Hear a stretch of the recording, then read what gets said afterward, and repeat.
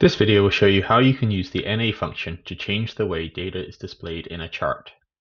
On the first tab in this file, we have sales data for wheat and barley, with a row for each year summing the year-to-date totals for each month. The chart displays only the year-to-date data. Because the formula in the year-to-date rows has been entered for every month, the chart displays a horizontal line from June to December, which is not very presentable. There are two ways to eliminate the data points on the chart for July to December. The first is to delete the formulas from the year-to-date row from July to December. However, this can lead to future issues if dragging over the formula in the year-to-date row is forgotten.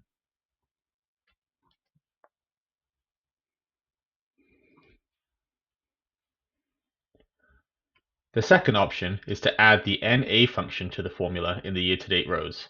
This has been set up on the second tab in this file.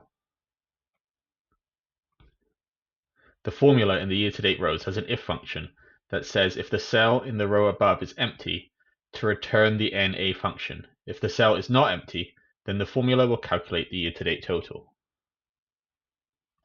Adding in additional entries will automatically adjust the graph.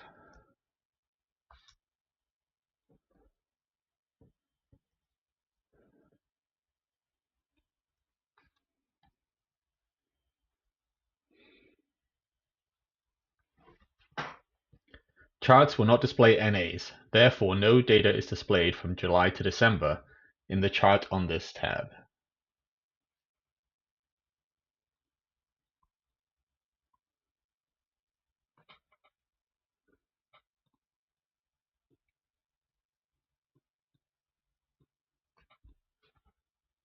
Finally, we have a side-by-side comparison using the two different formulas, where for wheat we use the sum, and for barley we use an if function with the NA formula.